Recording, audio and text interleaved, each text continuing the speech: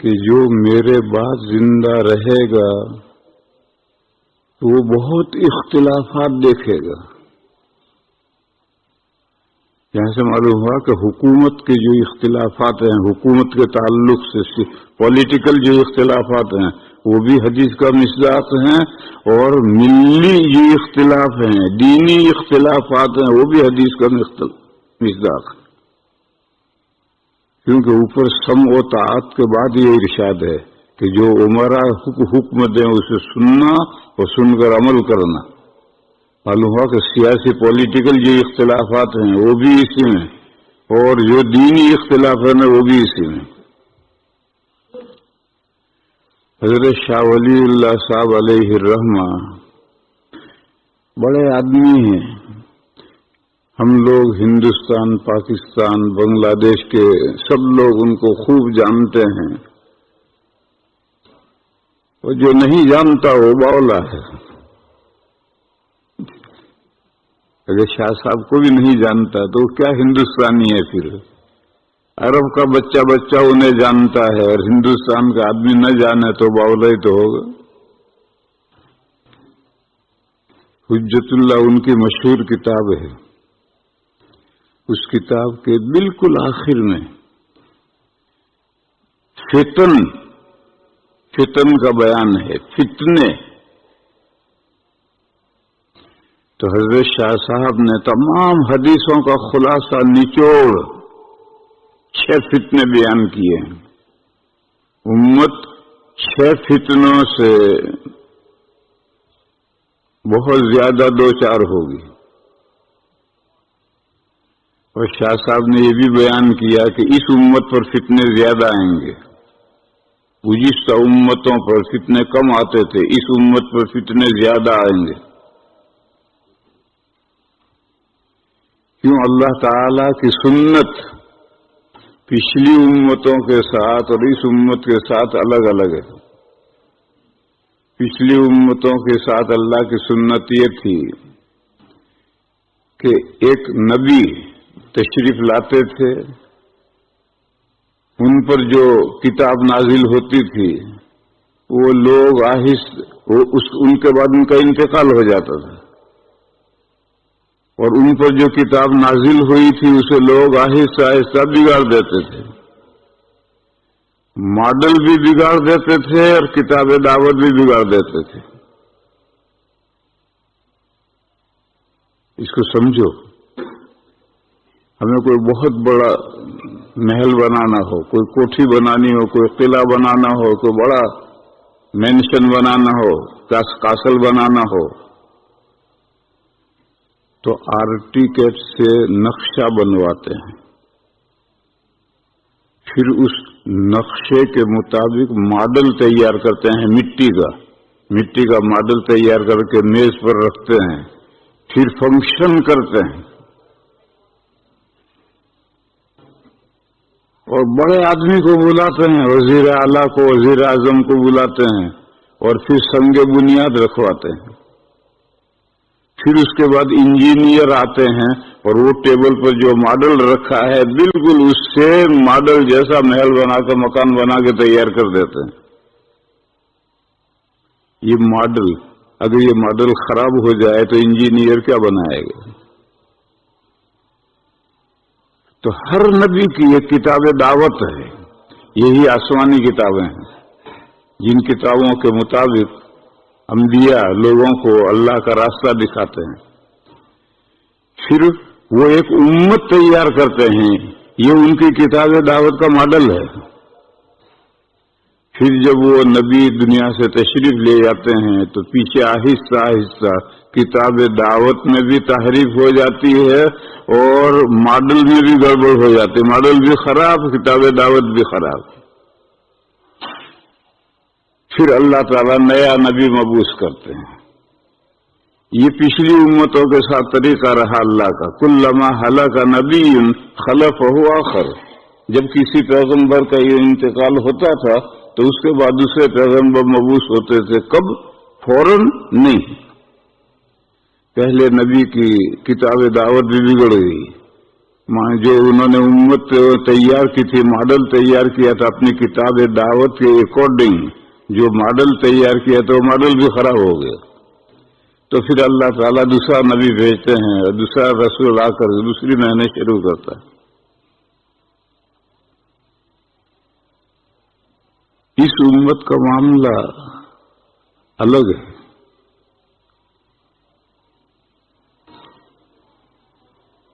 نبی پاک صلی اللہ تعالی علیہ وسلم آخری پیغمبر تشریف لائے. آپ کے بعد کوئی نیا نبی نہیں آئے گا. عیسیٰ علیہ السلام تو اتریں گے لیکن وہ نئے نبی نہیں ہیں. جیسے آپ کے اس ملک میں وزیر اعظم ہے، انڈیا کا وزیر اعظم یہاں وزیٹر کی حیثیت سے آیا تو وہ یہاں کا وزیر اعظم نہیں ہے، وہ اپنے ملک کا ہے اور یہاں اس کے احکام بھی نہیں چلیں گے. یہاں اس ملک کا جو وزیر اعظم ہے اسی کے احکام چلیں گے. تو عیسیٰ علیہ السلام آخر زمانے میں اتریں گے تو اپنے زمانے کے نبی نہیں رہے، نہیں نبی ہیں اپنے زمانے کے. جیسے انڈیا کا وزیر اعظم یہاں آ گیا تو اپنے ملک کا وزیر اعظم ہے، مگر جب یہاں آیا ہے تو یہاں اس کے احکام نہیں چلیں گے. تو عیسیٰ علیہ السلام جب اتریں گے تو حضرت عیسیٰ علیہ السلام کی نبوت ختم نہیں ہوگی، وہ اپنے زمانے کے نبی ہوں گے. البتہ جس زمانے میں، جس پیریڈ میں وہ اتریں گے، نبی پاک صلی اللہ علیہ وسلم کے زمانے میں اتریں گے، اس وقت ان کے احکام نہیں چلیں گے. اس وقت ان کو اس ملک کے قانون پر چلنا پڑے گا. ہمارے یہاں گاڑی چلاتے ہیں دائیں ہاتھ، آپ کے یہاں ڈرائیور بیٹھتا ہے بائیں ہاتھ. تو انڈیا کا گورنمنٹ آئے گا، اس کو گاڑی یہاں کے لا کے مطابق چلانی پڑے گی. اس کے خلاف اگر کرے گا تو ٹکٹ ملے گا. اور ہمارے یہاں ریڈ میں سے بھی گزر جاتے ہیں، کوئی پوچھتا نہیں. یہاں اگر ریڈ میں سے گزر گیا تو کیمرے میں آ جائے گا، فوراً ٹکٹ کرائے گا. بہرحال وہاں کا وزیر اعظم ہے، اس کو یہاں کے قوانین کا فالو کرنا ہوگا. تو عیسیٰ علیہ السلام جب دنیا میں اتریں گے تو وہ نبی پاک صلی اللہ علیہ وسلم کی شریعت کا فالو کریں گے.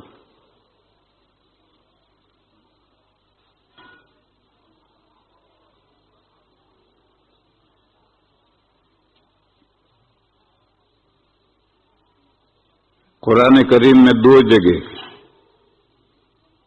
سیم آیت ہے، وَيُعَلِّمُهُ الْكِتَابَ وَالْحِكْمَةَ وَالتَّوْرَاةَ وَالْإِنْجِيلَ. اللہ تعالیٰ عیسیٰ علیہ السلام کو قرآن پاک سکھلائیں گے اور احادیث شریفہ سکھلائیں گے. اور اللہ نے ان کو تورات سکھلائی اور انجیل سکھلائی.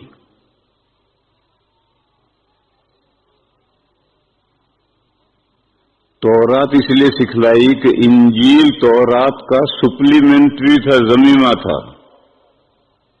تو اصل متن جانتا ہے تو ہی تو اس کی شرح سمجھے گا. اور قرآن اور حدیث سکھلائیں گے. قیامت کے قریب جب اتریں گے تو ان کو قرآن بھی اللہ سکھلائیں گے، حکمت حدیث بھی سکھلائیں گے. 2 جگہ پر یہ آیت آئی، سیم یہی آیت آئی. اور یہ قاعدہ تو شاید آپ حضرات کو معلوم ہوگا کہ قرآن کریم میں ایمفسائز کے لیے، زور دینے کے لیے، تاکید کرنے کے لیے جس چیز کا وقوع بعد میں ہے اسے مقدم کرتے ہیں. قرآن کریم کا یہ طریقہ ہے. عیسیٰ علیہ السلام کے تعلق سے فرمایا وَإِذْ قَالَ اللَّهُ يَا عِيسَى ابْنَ مَرْيَمَ وَإِذْ قَالَ اللَّهُ يَا عِيسَى إِنِّي مُتَوَفِّيكَ وَرَافِعُكَ إِلَيَّ وَمُطَهِّرُكَ مِنَ الَّذِينَ كَفَرُوا. یاد کرو جب اللہ تعالیٰ نے عیسیٰ علیہ السلام سے فرمایا کہ اے عیسیٰ میں تمہیں موت دینے والا ہوں انی متوفی کا یعنی اپنے وقت پر، اور فی الحال میں آپ کو اپنی طرف اٹھانے والا ہوں، وہ مطہرک من الذین کفروا، اور آپ کو پاک کرنے والا ہوں ان لوگوں سے جو آپ کو رسول نہیں مانتے، آپ کا انکار کرتے ہیں، یہود جوئش۔ انہوں نے گھر کا گھیرا ڈال لیا تھا عیسیٰ علیہ السلام کو گرفتار کر کے قتل کرنے کے لیے۔ اس وقت وہی آئی کہ میں آپ کو موت دینے والا ہوں آئندہ، اور فی الحال آپ کو اپنی طرف اٹھانے والا ہوں، اور یہ جو باہر کفار آپ کے منکرین، آپ کو نبی نہ ماننے والے گھر کا گھیرا ڈالے ہوئے ہیں، ان سے پاک کرنے والا ہوں، یہ آپ کو ہاتھ نہیں لگا سکیں۔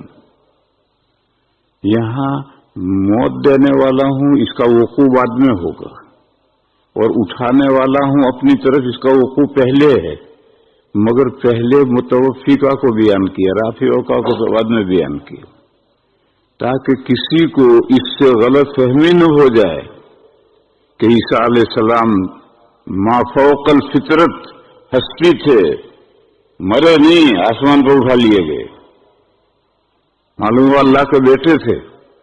یہ جو واقعہ پیش آیا تھا، عیسیٰ علیہ السلام کو آسمان پر اٹھا لیا تھا اللہ تعالیٰ نے، اسی سے عیسائیوں کو غلط فہمی ہوئی، اور انہوں نے کہا وہ انسان نہیں تھے، وہ اللہ کا بیٹا تھا، باپ نے بیٹے کو بلا لیا اپنے پر۔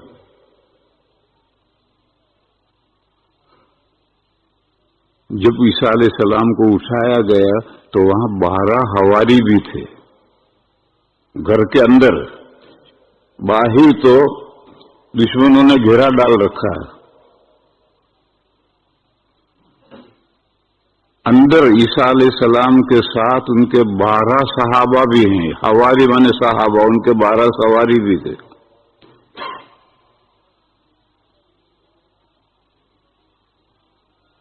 پھر حضرت غسل کرنے نہانے گئے، گرمی ہوگی تو نہا کر آئے، تولیہ استعمال نہیں کیا، بالوں سے پانی ٹپک رہا تھا، باہر تشریف لائے اور فرشتہ آیا اور یہ وہی پہنچائی کہ آپ کو بھی وقت پر موت دوں گا، فی الحال اٹھاؤں گا اپنی طرف، اور ان باہر جو لوگ آپ کے منکرین ہیں، جو آپ کو رسول نہیں مانتے، ان سے پاک کروں گا، ان کے ہاتھ آپ تک نہیں پہنچے گا۔ اور پھر ان حواریوں کے بیچ میں اٹھا لیا تو حواریوں نے دیکھا ہے، 12 حواریوں نے دیکھا ہے، ان کی آنکھوں کے سامنے عیسیٰ علیہ السلام اٹھائے گئے ہیں، گم نہیں ہوئے، غائب نہیں ہوئے۔ ایک آدمی گم ہو جاتا ہے، غائب ہو جاتا ہے، کسی نے دیکھا نہیں، تو عیسیٰ علیہ السلام گم نہیں ہوئے، غائب نہیں ہوئے، ان صحابہ 12 صحابہ کے سامنے اٹھائے گئے ہیں۔ اس لیے اسی شروع ہی سے یہ عقیدہ بگڑا کہ عیسیٰ علیہ السلام ما فوق الفطرت ہستی تھے، وہ انسان نہیں تھے۔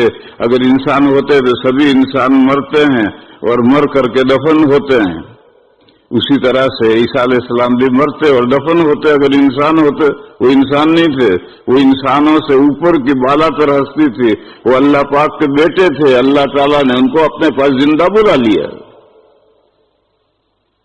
یہ عقیدہ پہلے سے بگڑتا ہوا آیا۔ قرآن کریم نے اس عقیدے کو رد کرنے کے لیے متوفیقہ کو پہلے بیان کیا، وَإِذْ قَالَ اللَّهُ يَا عِيسَىٰ إِنِّي مُتَوَفِّيكَ،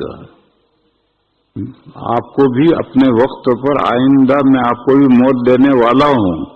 جب موت دینے والا ہے تو وہ ما فوق الفطرت ہستی کہاں ہوئی؟ اور سب کو موت آئی، اسی طرح ان کو بھی موت آئے گی، البتہ ابھی کسی مصلحت سے میں تمہیں اپنے پاس اٹھا رہا۔ یہ قرآن کریم کا طریقہ ہے کہ جو چیز بعد میں واقع ہونے والی ہو اس پر زور دینے کے لیے، ایمفسائز کے لیے اس کو پہلے کر دیتے ہیں۔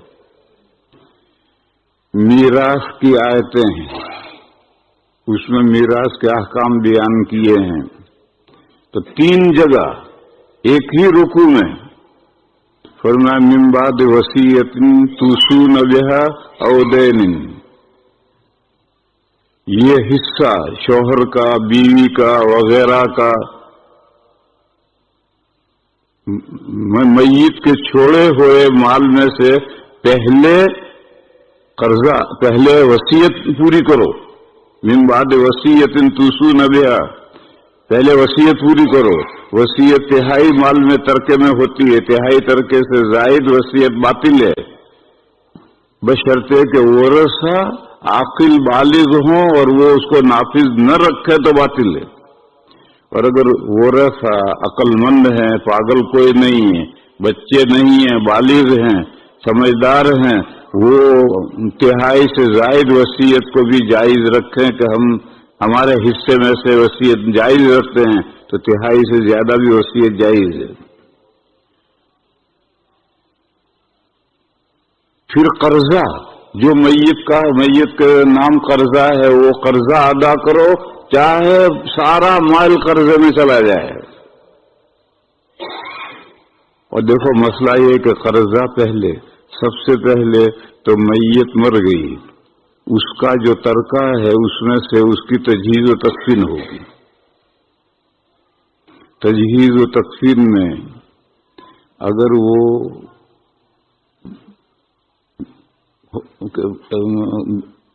ڈاکٹری علاج، حکیم ڈاکٹر کا علاج کراتے ہوئے مرا ہے اور اس کے بل باقی ہیں تو پہلے ترکے میں سے بل ادا کیے جائیں گے. پھر نہلانے کفنانے کے خرچہ اس میں سے نکالا جائے گا. پھر قبرستان کا خرچہ اس میں سے نکالا جائے گا، اس کے پورے ترکے میں سے، کیونکہ یہ آدمی کا اپنا خرچہ ہے، لہذا اس کے سارے ترکے میں سے یہ سارے خرچے نکالے جائیں گے.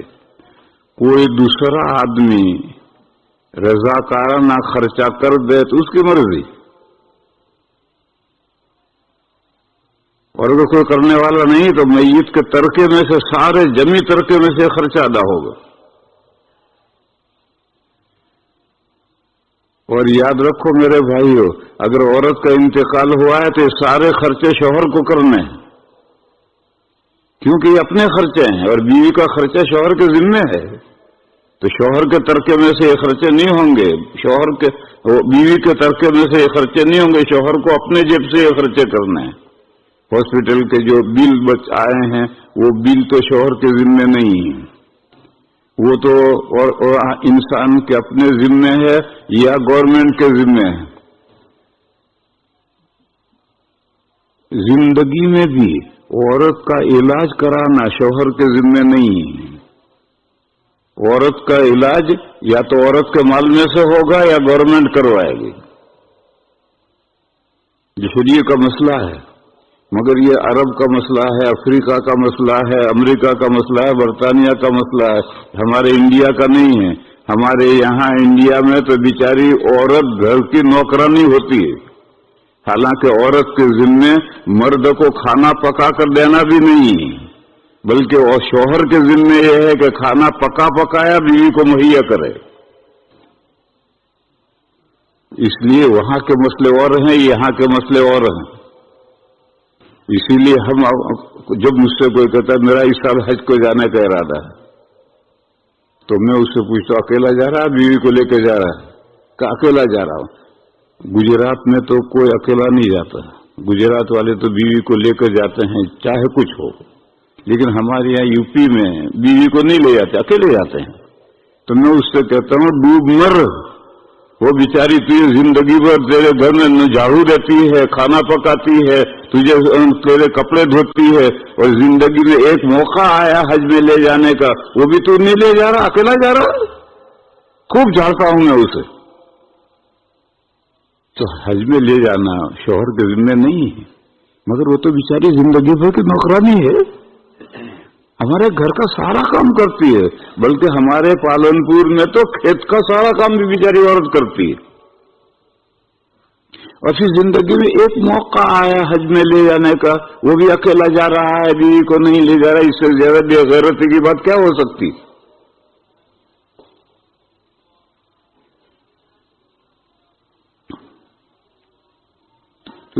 تو میں نے کہا کہ جو دواؤں کا علاج کا ہے وہ تو یا تو گورنمنٹ دے جیسے آپ کے یہاں دیتی ہے, اور گورنمنٹ نہ دے, ہمارے یہاں گورنمنٹ نہیں دیتی, تو پھر اس کے بیوی کے ترکے میں سے ہوگا.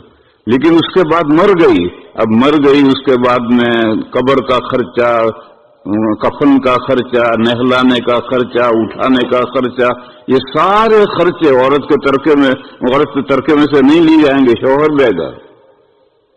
کیونکہ یہ بیوی کا نفقہ شوہر پر واجب ہے, یہ نفقے میں آتا ہے, یہ خرچے میں آتا ہے, لہذا اس کے نفقے میں واجب ہے اس کے ذمہ. بہرحال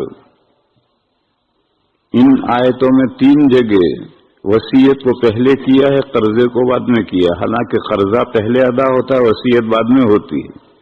وہ ایمفسائز کے لیے ہے, تاکید کرنے کے لیے ہے, زور دینے کے لیے ہے, کیونکہ قرضہ میت کے نام قرضہ جو مانگتا تھا وہ تو میت کے مرنے کے بعد 3 دن صبر کر لے تو غنیمت سمجھو,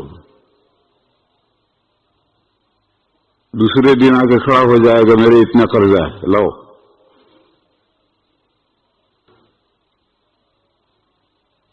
اور وصیت کی ہے کہ فلاں مسجد کو اتنا دینا, فلاں مدرسہ کو اتنا دینا, غریبوں کو اتنا دینا. تو مدرسہ کیا مانگنے آئے گا, مسجد کیا مانگنے آئے گی, غریب کیا مانگنے آئیں گے, وہ رسا دیں گے, تھینک یو, نہیں دیں گے تو صبر.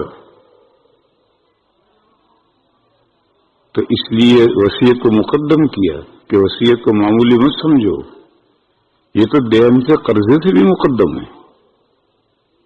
تو میں قرآن کریم کا قاعدہ سمجھا رہا تھا کہ وہ کسی چیز پر جب زور دینا چاہتا ہے تو اس کو وجود کے اعتبار سے اگرچہ مؤخر ہوتا ہے اسے مقدم کرتا ہے.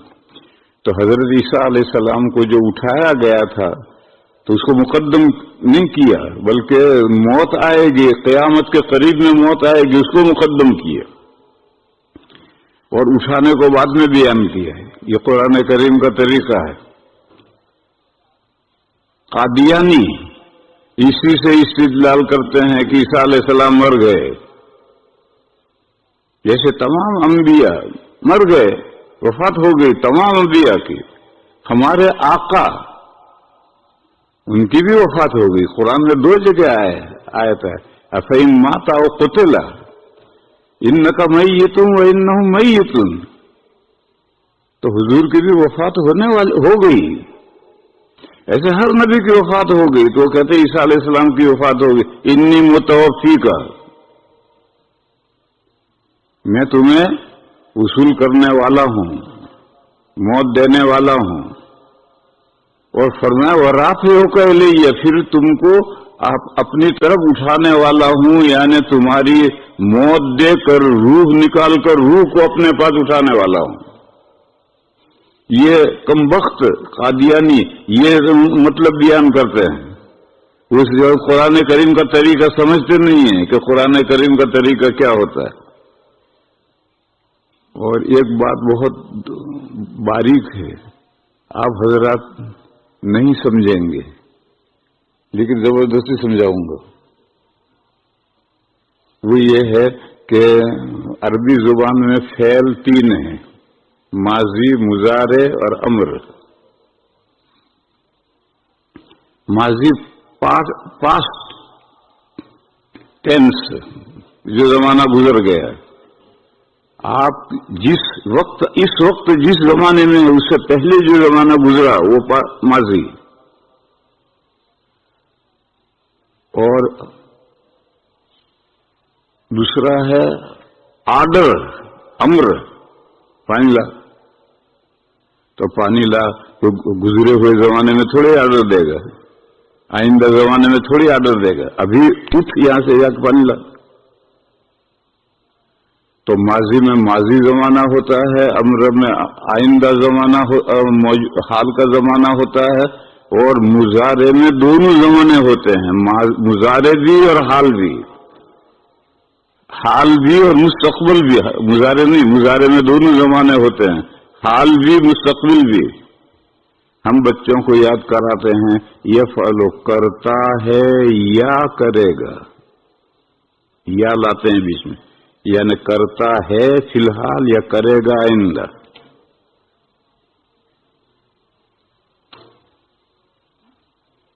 مضارع میں دونوں زمانے ہوتے ہیں مگر یہ دونوں زمانے ساتھ نہیں ہوتے. یا تو حال لے لو تو مستقبل نہیں، اور مستقبل لے لو تو حال نہیں. پھر دوسرا قاعدہ یہ ہے کہ اسم فاعل مضارع سے بنتا ہے. بس جب مضارع میں دونوں زمانے ہیں تو اسم فاعل میں بھی دونوں زمانے ہوں گے. اب یہ پوری صورت سمجھاؤں میں، سمجھو. دور ہے اسلام سے ہجرت سے مقدم. مدینہ مکے میں خال خال مسلمان رہ گئے ہیں، باقی سب مسلمان ہجرت کر کے حبشہ چلے گئے ہیں. خال خال چند گنتی کے چند مسلمان رہ گئے ہیں. اس وقت تصور کرو کہ مکہ کے مشرکین کی طرف سے مسلمانوں کو کتنا ستایا جاتا ہوگا. ایک جتھا ہو، جتھا رہا ہی نہیں، سب حبشہ چلے گئے. 15-20 آدمی مکہ میں ہیں، جو چاہے جس طرح چاہے ستا لو. اس زمانے کا قصہ ہے. مشرکین مکہ ایک میمورنڈم لے کر کے حضور کے پاس آئے. میمورنڈم کیا تھا؟ انہوں نے اسکیم پیش کی کہ روز روز کا جھگڑا ٹھیک نہیں، کمپرومائز کرو. آپ ہماری مندروں میں آئیں، ہمارے مورتیوں کی عبادت کریں، ہم آپ کی مسجد میں آئیں گے، آپ کے اللہ کی عبادت کریں گے. رام بھی رہے راضی، رحمان بھی رہے راضی، جھگڑا ختم کرو. یہ اسکیم لے کر آئے، یہ میمورنڈم لے کر آئے.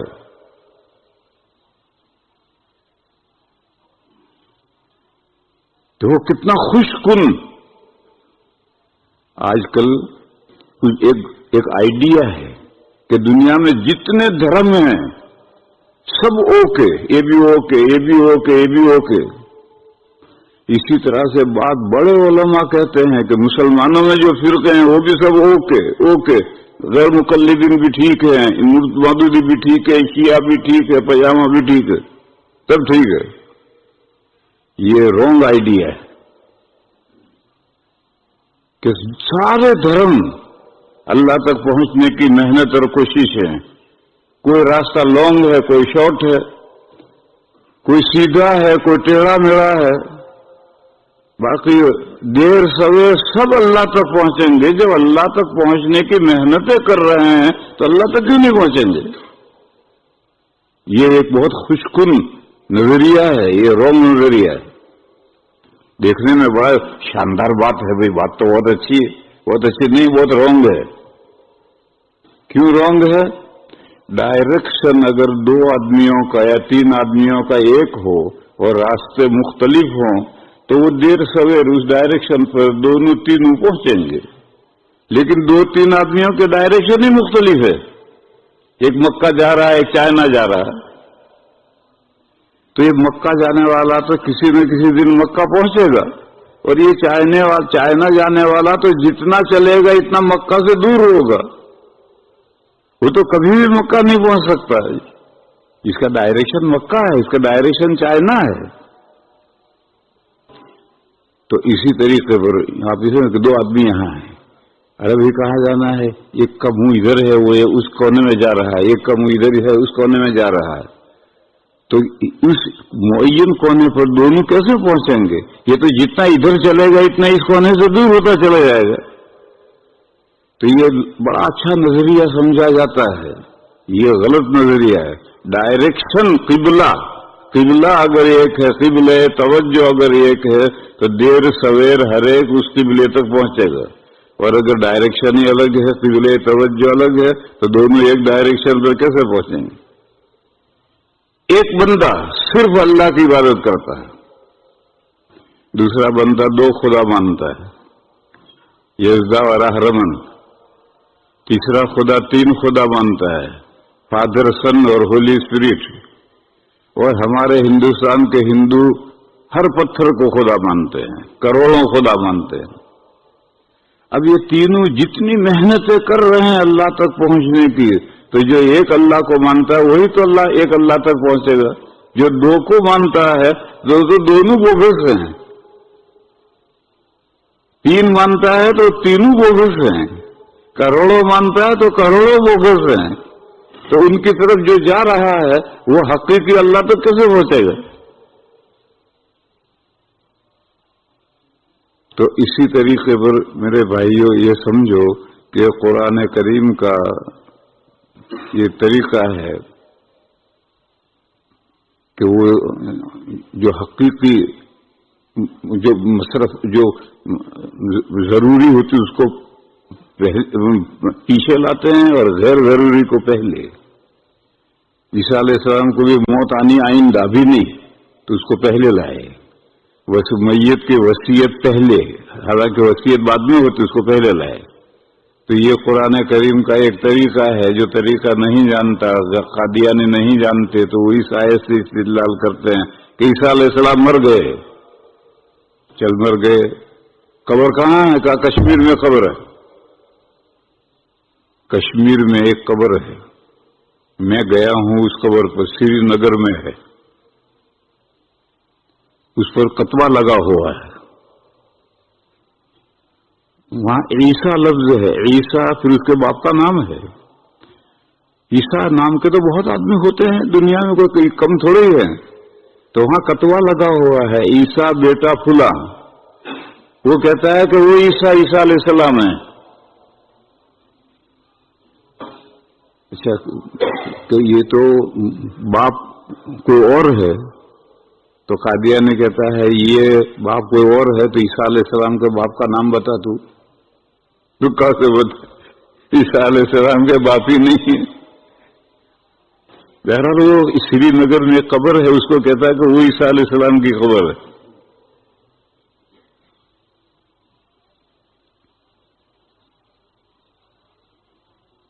تو وہ کفار میمورنڈم لے کر آئے، بے کمپرومائز کرو، آپس کا جھگڑا ختم کرو، مسجد مندر کا جھگڑا ختم کرو، تم ہمارے مندر میں آؤ، ہمارے مورتیوں کی پوجا کرو، ہم تمہاری مسجد میں آئیں گے، تمہارے اللہ کی پوجا عبادت کریں گے۔ اس پر یہ سورت نازل ہوئی، قل